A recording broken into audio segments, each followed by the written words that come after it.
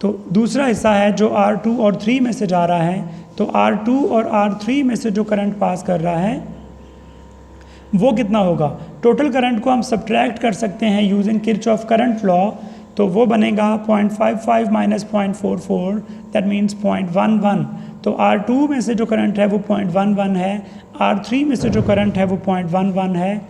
तो ये हमने इस सर्किट को पहले रिड्यूस किया, फिर रिटर्न किया, तो इसको सॉल्व किया है। सॉल्व का मतलब था finding current through each resistor और finding potential drop in each resistor. हम पोटेंशियल भी फाइंड कर सकते थे और अभी भी करेंगे।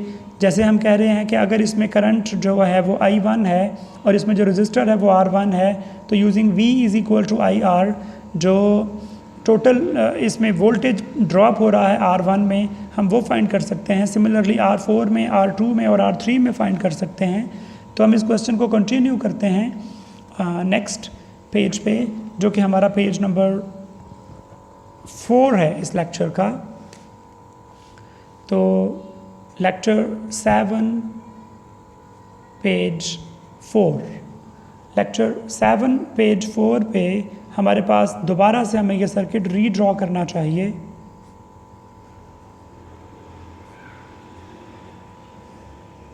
ये R4 है, ये R3 है और ये R2 है, जबकि ये R1 है और हमारे पास ये EMF सोर्स है, इसकी वैल्यू 10 वोल्ट्स है मेरे पास I1 और R1 की तमाम वैल्यूज़ जो हैं वो मौजूद हैं। हम यहाँ पे लिख लें कि हमारे पास क्या कुछ हमें पता है। हमें पता है कि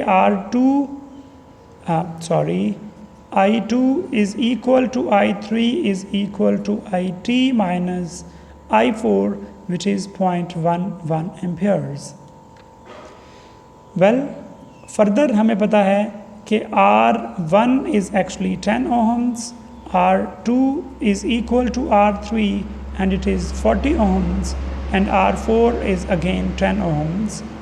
I1 is 0.55 amperes, I2 which is equal to I3 is 0.11 ampere, and I4 happen to be 0.44 ampere.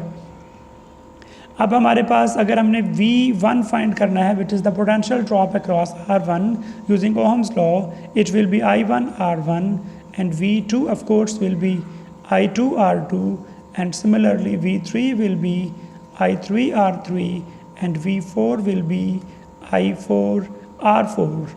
So I1 is 0.11 times 10, so it will be 1.1 volts V1, and V2 will be equal to I2 times R2, where R2 is 20 and I2 is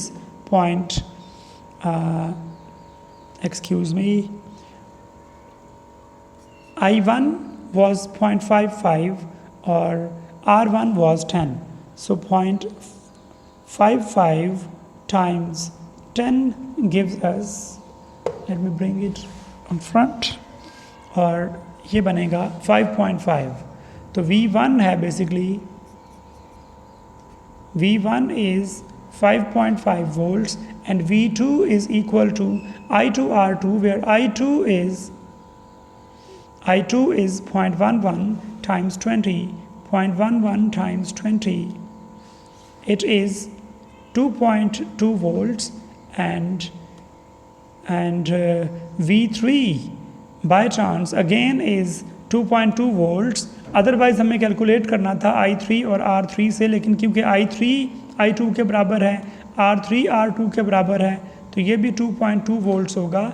And now for V4 we have I4 R4 and I4 is 0.44 times 10, it is 4.4 volts.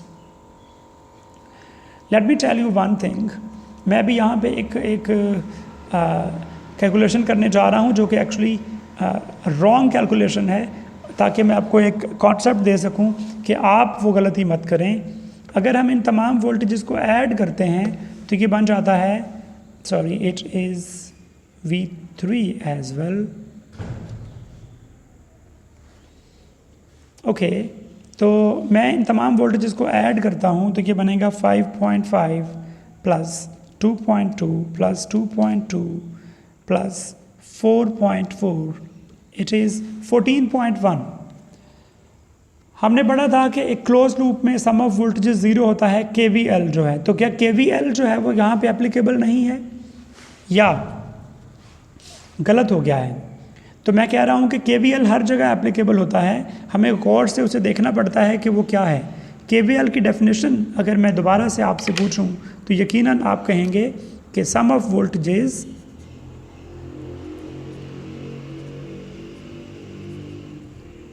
In a closed loop is zero. ये हमारा KVL है actually. तो हम देखते हैं कि जो voltage source है 10 है और इन सब का सम मिला के बन गया है 14.1। ये इसलिए बना है कि ये बेसिकली दो ब्रांचेस बन गई हैं। अगर मैं इस क्लोज लूप में देखना चाहता हूँ, इस क्लोज लूप में देखना चाहता हूँ, तो हमारा सम ऑफ वोल्टेजेस जो है वो ज़ीरो बनेगा। कैसे? हमारा जो सोर्स है वो 10 है, R1 पे जो पोटेंशियल ड्रॉप होता है V1 वो है 5.5 और जो V4 है वो है 4.4। इसमें जो 9.9 नज़र आ रहा है वो अप्रॉक्सीमेशन की वजह से है सिर्फ, अदरवाइज़ इट इज़ एक्चुअली 10। हमने कैलकुलेटर पे जो सॉल्व किया है उसमें हमने अप्रॉक्सीमेशंस ली हैं, मैंने डेसिमल को खुद रोक दिया है इधर।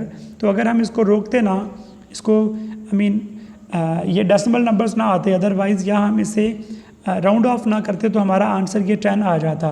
तो क्लोज लूप, एक क्लोज लूप में सम ऑफ वोल्टेजेस जो है वो ज़ीरो होता है। सिमिलरली मैं इस क्लोज लूप में भी आपको साबित करना चाह रहा हूँ कि ये भी वोल्टेज का सम जो है वो ज़ीरो बनेगा, which should be interesting for you. And for that I just need to put the polarities on the electrical components, जो हमने लेक्चर नंबर 6 में सीखी थी कि आप जो इलेक्ट्रिकल सर्किट होता है उसमें जितने इलेक्ट्रिकल कंपोनेंट्स हैं सब पे पोलैरिटीज़ लगाते हैं। और पोलैरिटीज़ लगाने के लिए जो रूल है वो ये है कि आपके पास जो वोल्टेज सोर्स से कन्वेंशनल करंट है उसके मुताबिक आप पोलैरिटीज़ लगाएंगे। बैटरी के ऊपर पोलैरिटी लगाने की ज़रूरत इसलिए नहीं कि इसकी पोलैरिटीज़ पहले ही क्लियर हैं कि पॉजिटिव कौन सा है और नेगेटिव कौन सा है। डायरेक्शन ऑफ कन्वेंशनल करंट जो है वो ये है इन तमाम ब्रांचेस में। डायरेक्शन ऑफ कन्वेंशनल करंट जो है हमने देख ली कि वो ये है, और इसके हिसाब से current flows from high terminal to low terminal. So R1 की पोलैरिटीज़ कुछ यूँ बनेंगी प्लस माइनस, R4 की पोलैरिटीज़ प्लस माइनस, R2 की पोलैरिटीज़ प्लस माइनस, R3 की पोलैरिटीज़ प्लस माइनस। बैटरी पे लगाने की ज़रूरत नहीं है पोलैरिटीज़। तो अगर हम इसको मैं लूप 1 कह देता हूँ और इसको मैं लूप 2 कह देता हूँ, तो लूप 1 में हम KVL चेक करते हैं। लूप 1 में KVL चेक करें तो हमें क्या करना है, जो पोटेंशियल आएगा जिस कंपोनेंट को हम लीव कर रहे हैं उस वक्त जो पोटेंशियल आएगा उसका वो साइन लिख देना है जो साइन हमारा कंपोनेंट लीव करते हुए आएगा। For example, if I am going to start anti clockwise, if I going to start anti clockwise, तो E जो है उसके नेगेटिव से मैं लीव करूँगा तो it will B negative E। और फिर जो मैं इसको जा रहा हूँ upwards, positive V4 and positive V1 gives me -10 plus 5.5 plus 4.4 approximately zero. ये जो अप्रॉक्सीमेट मैंने इसलिए किया कि एक्जैक्टली एक्चुअली ज़ीरो होना था, लेकिन 5.5 और 4.4 तो मिलके 10 नहीं बनाते। तो ये जो माइनर एरर है वो हमारा राउंड ऑफ करने में एरर आया है। तो अब हम चलते हैं इस पे दूसरे लूप पे, लूप 2 पे। तो लूप 2 पे अप्लाई KVL। हम इसको क्लॉकवाइज या एंटी क्लॉकवाइज किसी भी तरह अप्लाई कर सकते हैं। मैंने इंटेंशनली एंटी क्लॉकवाइज अप्लाई किया कि आप लोग मतलब ऐसा कोई कंपल्शन ना समझें कि लाजमी काउंटर क्लॉकवाइज ही स्टार्ट करना था बैटरी के पॉजिटिव के लिहाज से। सो लेट्स स्टार्ट फ्रॉम, हम कोई पॉइंट फिक्स कर लेते हैं लूप 2 में जहाँ से हमने स्टार्ट लेना है। तो मैंने वो पॉइंट जो है वो यहाँ पे फिक्स कर लिया है। लेट्स से ये वो पॉइंट है जहाँ से मैं लूप स्टार्ट कर रहा हूँ लूप 2 में, और उसको इधर ही ख़त्म कर दूँगा। लूप कंप्लीट तभी होगा जब मैं राउंड एक पूरा पाथ कंप्लीट कर लूँगा।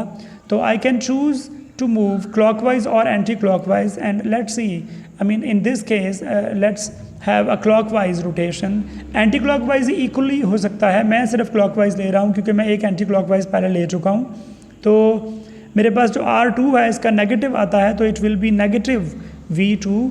R3 का भी नेगेटिव आ रहा है नेगेटिव V3, और R4 का पॉजिटिव आएगा तो V4 इज़ इक्वल टू 0। ये 0 होना चाहिए। लेट्स सी ये 0 है क्या। V2 is minus 2.2 volts, V3 is minus 2.2 volts, V4 is 4.4 volts which gives you 0। So KVL जो है वो एप्लीकेबल है, हर क्लोज पाथ पे एप्लीकेबल है, हर क्लोज लूप पे पॉसिबल वो एप्लीकेबल है KVL। फॉर एग्जांपल अगर हम एक बड़ा पाथ ले लें ये वाला, तो इस क्लोज लूप में भी KVL एप्लीकेबल रहेगा। फॉर एग्जांपल ये बनेगा 10 पॉजिटिव, अगर हम बात कर रहे हैं क्लॉकवाइज की, ये बनेगा नेगेटिव 5.5, ये बनेगा नेगेटिव 2.2, ये बनेगा negative 2.2, which means 9.9 approximately equal to positive 10। So हम बात कर रहे हैं कि अगर एक मिक्स हमारे पास सीरीज पैरेलल कॉम्बिनेशन है तो उसको सॉल्व करने के लिए हम यूज़ करेंगे reduce and return method. Reduce and return method में हम पहले सर्किट को रिड्यूस करते हैं टू वन रजिस्टर ओनली, और उसके बाद हम उसे वापस एक्सपेंड करते हैं टू मैनी रजिस्टर्स अगेन, और स्टेप बाय स्टेप सॉल्व करते रहते हैं। रिड्यूस करते हुए जो की है आपके लिए वो ये है कि हम सर्किट को सॉल्व करना जो है वो नियरेस्ट पॉइंट से स्टार्ट करें। रिड्यूस करते हुए हम उसे फारदेस्ट फ्रॉम द सोर्स, जो फारदेस्ट पॉइंट है वहाँ से स्टार्ट करें, और रिटर्न करते हुए हम वोल्टेज सोर्स से उन्हीं स्टेप्स पे फुटप्रिंट्स पे वापस जाएंगे जिनसे हम यहाँ तक पहुँचे थे। फॉर एग्ज़ाम्पल जब मैंने ये पेज नंबर 3 जो था हमारा उस पर इस सर्किट को सॉल्व करना स्टार्ट किया था, तो हम देखते हैं कि this was our page number 3, और पेज नंबर 3 ये सर्किट हमने लिया था 10 वोल्ट्स के साथ। यस ये सर्किट है सेम, ये वाला R1, R2, R3 and R4। तो हम देखते हैं कि जब मैंने इस सर्किट को यहाँ से स्टार्ट किया था तो यहाँ पे 4 रजिस्टर्स थे, एक सोर्स था। हमने R2, 3 को सॉल्व किया तो 3 रजिस्टर्स, इफेक्टिवली 3 रजिस्टर्स और एक सोर्स रह गया। फिर इन दोनों को सॉल्व किया पैरेलल में 4 और 2, 3 को, तो 2 रजिस्टर्स और एक सोर्स रह गया। फिर उसके बाद जब इनको भी सॉल्व किया तो एक सोर्स और रजिस्टर है जिस पे आराम से आप ओहम्स लॉ अप्लाई कर सकते हैं। तो हमने वहाँ से ओहम्स लॉ से अप्लाई करके टोटल करंट फाइंड किया है। अब हम स्टेप बाय स्टेप इधर ही वापस जाएंगे। फॉर एग्जांपल सबसे पहले हम R1 को स्प्लिट करेंगे R1, 2, 3, 4 में से, और बाकी कंबाइंड रहेंगे। अब R1 क्योंकि सीरीज़ में है इसके साथ, तो हम इसमें करंट वही हमारे पास है जो टोटल करंट आ रहा होता है। फिर इससे एक स्टेप और हम R4 को स्प्लिट करेंगे। जिस तरतीब में हम इन्हें मिक्स कर रहे थे उसके अपोजिट तरतीब में हम इन्हें स्प्लिट करना स्टार्ट करते हैं। सबसे आखिर में वो रजिस्टर्स स्प्लिट होंगे जो सबसे पहले मर्ज हुए थे। तो R1 के बाद हमने R4 को स्प्लिट किया, फिर R2, 3 को स्प्लिट करना है। ये कहाँ पे पता चलता है हमें, यहाँ पे हमने सबसे पहले I1 को सॉल्व किया है, और उसके बाद एक स्टेप वापस जाके हमने I4 फाइंड किया है। If you can see here, हमने पहले हमने पहले I4 फाइंड किया, I1 के बाद I4 फाइंड किया, I4 के बाद मैंने I2 और I3 फाइंड किए हैं जो कि हम यहाँ पे देख सकते हैं। तो जिस तरतीब में हम इसको रिड्यूस करते हैं उसी से बिल्कुल अपोजिट उन्हीं फुटप्रिंट्स पे चलना है। जिनको सबसे एंड पे मर्ज किया है उसको सबसे पहले स्प्लिट करना है, फिर उससे नेक्स्ट और फिर उससे नेक्स्ट एंड सो ऑन। तो हम एक और क्वेश्चन सॉल्व करने की कोशिश करते हैं using our reduce and return method. तो हम एक और अगर सर्किट को सॉल्व करें तो वो उस सर्किट को हम यहाँ पे प्लॉट कर लेते हैं। फॉर एग्जांपल नेक्स्ट क्वेश्चन है हमारे पास ये कि मेरे पास एक रेजिस्टर है, उसके बाद एक और रेजिस्टर है, और फिर एक और रेजिस्टर एक कपल ऑफ रेजिस्टर्स हैं, और इसके साथ यहाँ पे मेरे पास एक सोर्स है which is E of course. ये रेजिस्टर पैरेलल में है इस रेजिस्टर के। फॉर एग्जांपल तो हम क्या करते हैं, हमारे पास ये R1 है, ये R2 है, ये R3 है, ये R4 है, ये R5 है और ये R6 है. I should rather make it a bit more complex to give the concept I want to give you. तो हम इस ब्रांच को ख़त्म कर देते हैं यहाँ से और मैं एक नई ब्रांच यहाँ पे लगा देता हूँ. आई होप आप लोगों को ये बात कंफ्यूज ना करे. तो मैं यहाँ से एक और ब्रांच लगा रहा हूँ जिस पे एक रजिस्टर है और इस ब्रांच में I mean this is getting very messy, so I should actually start this from another page.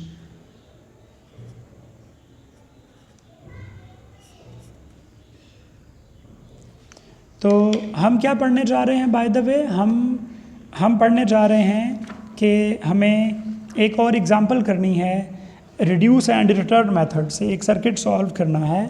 So it should be page number 5 and I will try to finish it on the same page, and it is lecture number 7. Or by the way, it has been the lecture number 8 since about last 20 minutes or so. So it is lecture 7 and lecture 8 now. और हम इसको जो circuit है उसको देखते हैं. Please do not bother these names, just stick with the concept we are going to get. और वो टॉपिक हमारा चल रहा है रिड्यूस एंड रिटर्न मेथड. उसमें एक इम्पोर्टेंट कॉन्सेप्ट है जो मैंने देना है, हम उसकी तरफ जा रहे हैं. रिड्यूस एंड रिटर्न मेथड की हम बात कर रहे हैं. तो रिड्यूस एंड रिटर्न मेथड जो है उसके लिए मैं एक और सर्किट ड्रॉ कर रहा हूँ. And let's have this circuit here. हमारे पास एक रजिस्टर है और उसके बाद दो ब्रांचेस हैं. एक ब्रांच है ये, जिसके बाद मज़ीद दो ब्रांचेस हैं और ये आपस में कंबाइन हो जाती हैं. और इधर जो ब्रांच थी उसमें एक रजिस्टर है और इसके बाद यहाँ पे एक रजिस्टर, एंड दैट्स इट. ये मेरे पास एक R1 है, ये R2 है, ये R3 और R4, R5 एंड R6. हम जो EMF सोर्स है उसको 10 वोल्ट्स कंसिडर करते हैं और R1, R2, 3, 4, 5 और 6 की वैल्यूज़ जो हैं वो अब मैं लिखने जा रहा हूँ. तो R1 की value for example is 10 ohms, R2 की value is now 5 ohms and R3 की वैल्यू अगेन 10 ohms, R4 जो है वो 20 ohms है लेट्स से, और R5 जो है वो 10 ohms है. दो I wanted to have R4 equal to 10 ohms but I didn't because you may think it is very easy.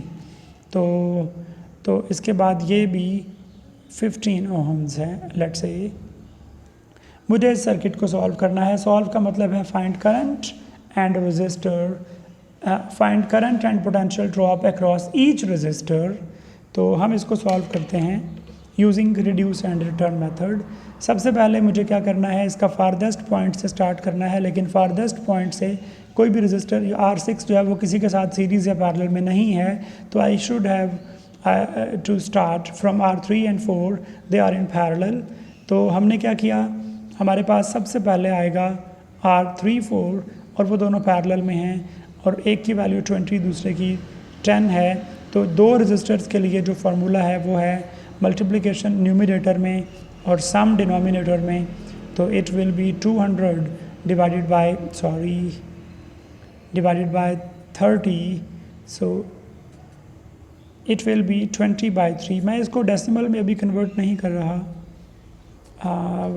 हम इसे डेसिमल में कन्वर्ट करते हैं, कैलकुलेटर को फिक्स कर लेते हैं.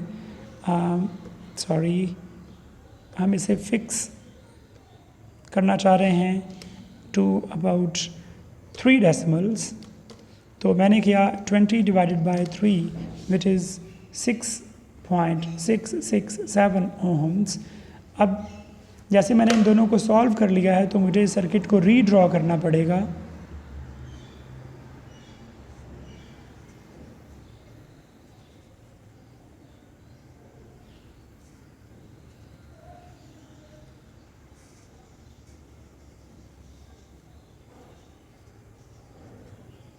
R6 R5 और ये है R3 4 और ये है R2 और ये है R1. Now R3 4 are in series. तो हमने R2 3 4 are in series, sorry, R2 3 4 is equal to R2 plus R3 4 which means R2 कितना है हमारे पास 5 ohms और ये है 6.667.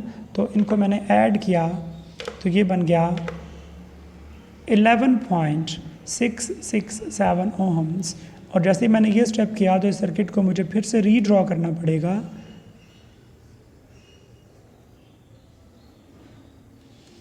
और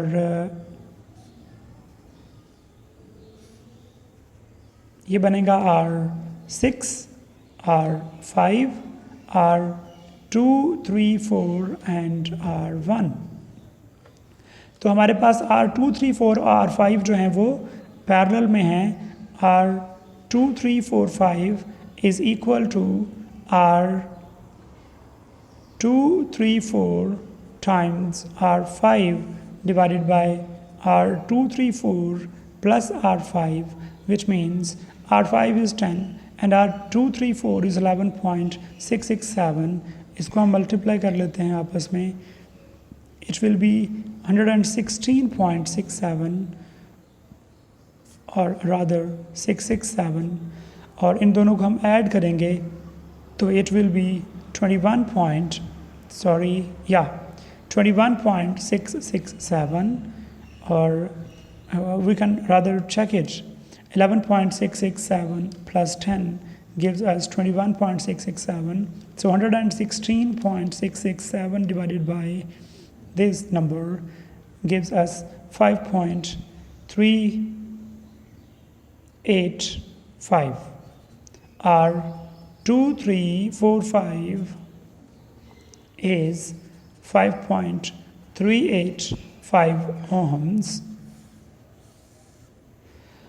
ओके, इस सर्किट को हम इस सॉल्व करने के बाद मज़ीद सिंप्लीफाई करके प्लॉट कर सकते हैं. Now we have got 3 resistors, they are in series 2 3 4 5 and R6. इनको जब मैं सॉल्व करता हूँ तो आई विल हैव RT और R1 2 3 4 5 6.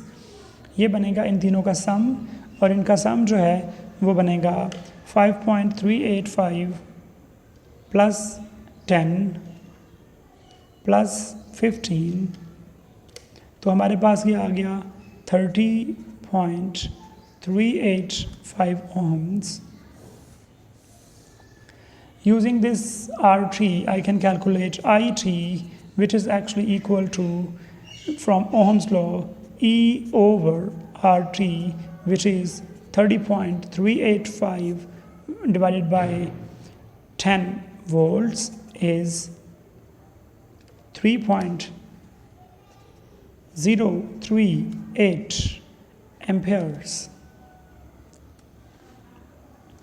ये हमारे पास टोटल करंट आ गया है और टोटल करंट जो है उसको हमने अब यूज़ करते हुए रिड्यूस तो हमने सर्किट को ऑलरेडी कर लिया है. अब हम रिटर्न करेंगे और हम तमाम रजिस्टर्स में करंट्स फाइंड करेंगे.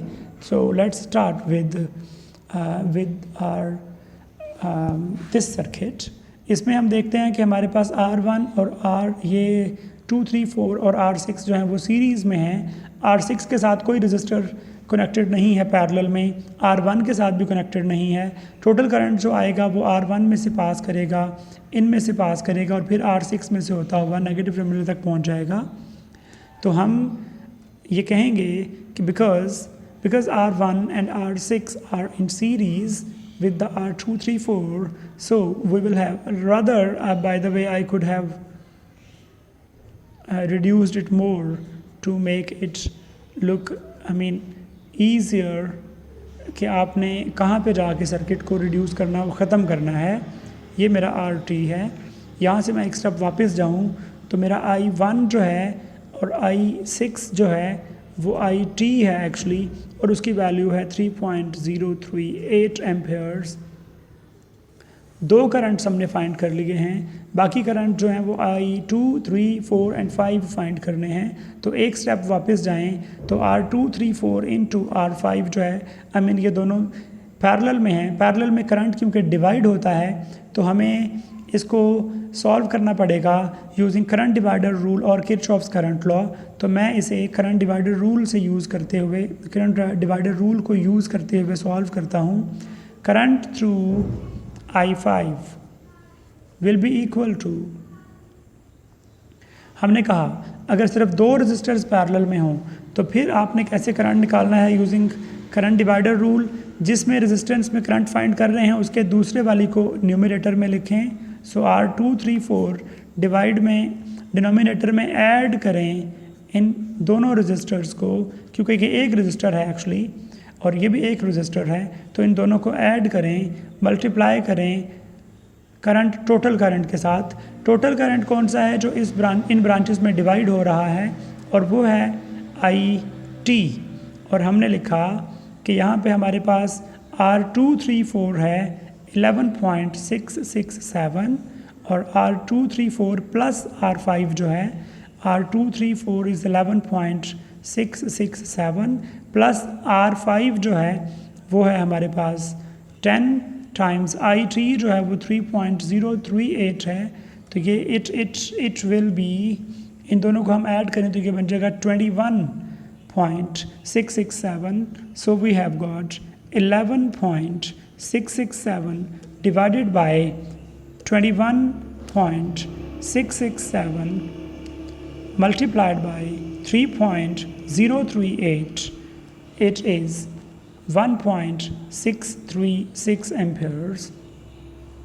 इसका मतलब है कि R5 में से जो करंट जा रहा है वो हमने कैलकुलेट कर लिया है और वो ये है I5 जो है 1.636 एम्पेयर्स है। और नेक्स्ट हमारा टारगेट है, अब जब हम इससे यहाँ तक पहुँच गए थे R5 में करंट निकाल लिया, तो एक स्टेप और पीछे हमारा टारगेट है R2 में करंट फाइंड करना। और उसके बाद हम देखते हैं कि R2 में जो करंट होगा वो कैसे फाइंड होगा। हमारे पास दो वेज हैं। पहला वे तो वही है कि हम दोबारा से करंट डिवाइडर रूल अप्लाई करें, हैविंग R5 इन न्यूमरेटर, और बाकी सब चीज़ें वैसे ही लिखें।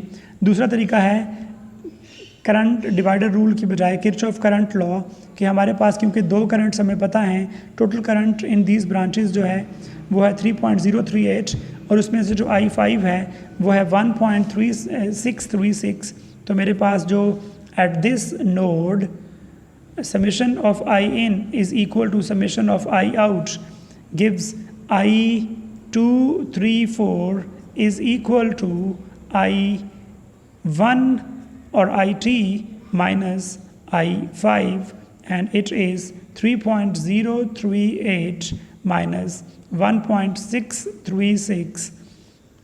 This means I2, 3, 4 equals 3.038 minus 1.636 is 1.402 Ampere's.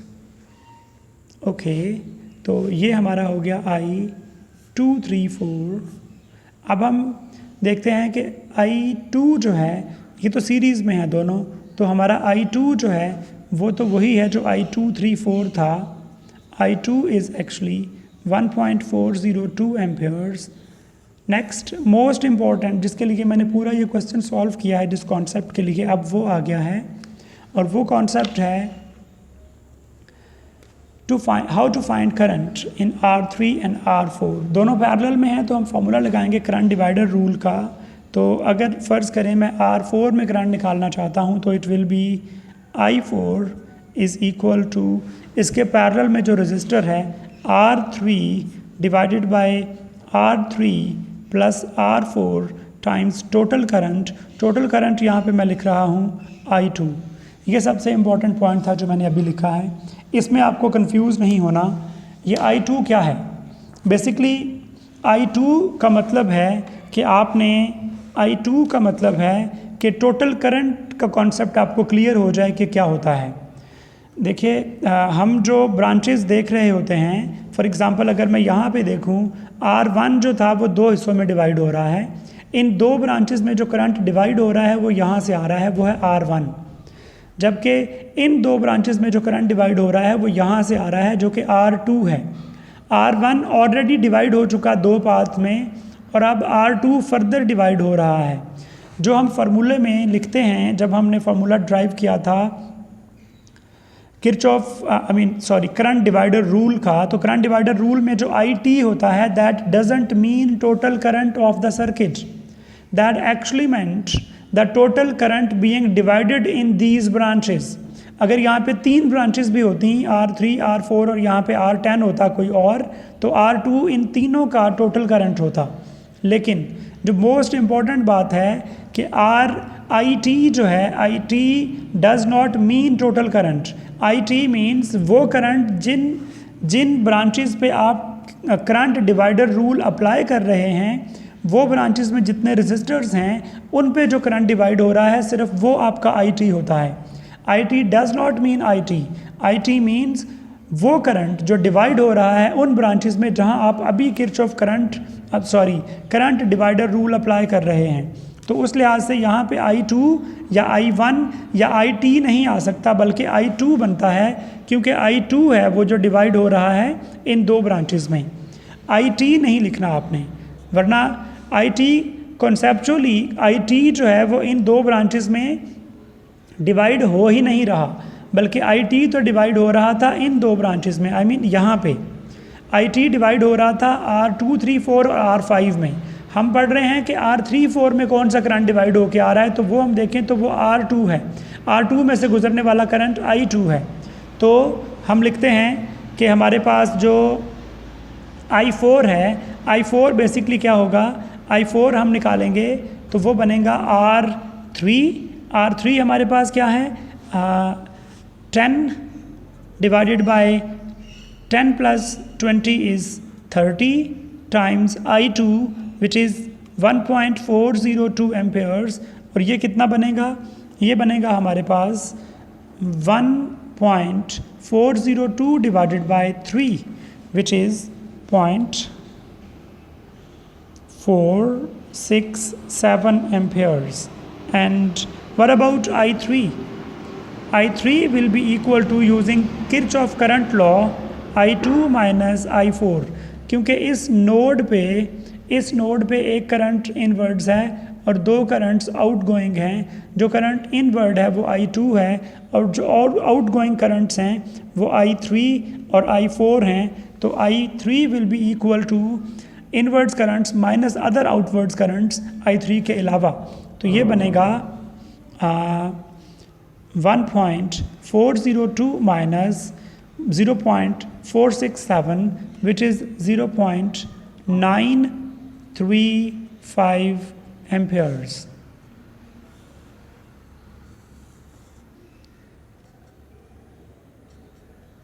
ये हमारा I4 था। By the way, knowing all the currents now, we can calculate the potentials V1, V2, V3, V4, V5 and V6. मैं वो कैलकुलेट नहीं कर रहा, क्योंकि मेरा जो एक्चुअली इस तमाम क्वेश्चन को एक्सरसाइज का जो पर्पस था वो ये था कि आपको ये समझ आ जाए, IT से आप कंफ्यूज ना हो। IT does not mean total current in this Kirchhoff current divider rule. Current divider rule में IT का मतलब है वो करंट जो डिवाइड हो रहा है उन दो ब्रांचेस में जिन पे आप ये फार्मूला अप्लाई कर रहे हैं। इवन अगर आप 4 ब्रांचेस पे फार्मूला अप्लाई कर रहे हैं तो उन 4 ब्रांचेस का जो करंट उनमें आ रहा है वो IT होगा। यहाँ से जो बैटरी से करंट निकल रहा है वो नहीं होगा। बाय चांस हमारे प्रीवियस एग्जाम्पल में और मोस्ट ऑफ द टाइम ऐसा हो जाता है कि हमारा जो टोटल करंट होता है वही डिवाइड हो रहा होता है ब्रांचेस में। फॉर एग्जांपल अगर यहाँ हम देखें टोटल करंट 2 ब्रांचेस में डिवाइड हो रहा है, तो मैंने IT ही लिख दिया उसको। मैंने उसको मैंने उसको IT ही लिख दिया, मैंने उसे I1 नहीं लिखा। फॉर एग्ज़ाम्पल यहाँ आप देखें, क्योंकि IT लिखने से कॉन्सेप्ट हमारा ख़राब नहीं हो रहा था, लेकिन जहाँ पे कभी ब्रांचेस में करंट इस तरह डिवाइड हो रहा है कि एक ब्रांच फर्दर सब ब्रांचेस में डिवाइड हो रही है और वो फिर सब ब्रांचेस फर्दर ब्रांचेस में डिवाइड हो रही हों फॉर एग्ज़ाम्पल, तो आपने जो IT लिखना है, IT का मतलब IT नहीं होगा, बल्कि वो करंट होगा जो इन दो ब्रांचेस में डिवाइड हो रहा है जिन पे आप ये Kirchhoff current divider rule apply कर रहे हैं। आई होप आप लोगों को ये कॉन्सेप्ट कभी मिक्स नहीं होगा, एटलीस्ट आपको अभी समझ आ गया होगा। तो इंशाल्लाह हमारा जो ये हमारा था जो रिड्यूस एंड रिटर्न मेथड से क्वेश्चन को सॉल्व करना, उसमें ये एक पॉइंट जो था, उसमें एक मसला था कि आप गलती कर सकते थे टोटल करंट लिखते हुए।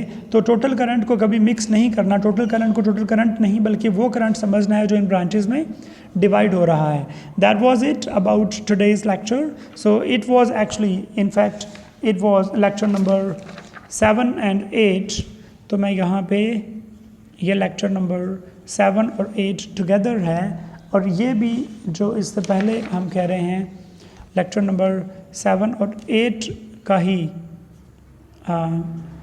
पेज 4 था। तो हमारे आज के लेक्चर में हमने देखा है सीरीज़ कॉम्बिनेशन, हमने लेक्चर नंबर 6 में देखा था।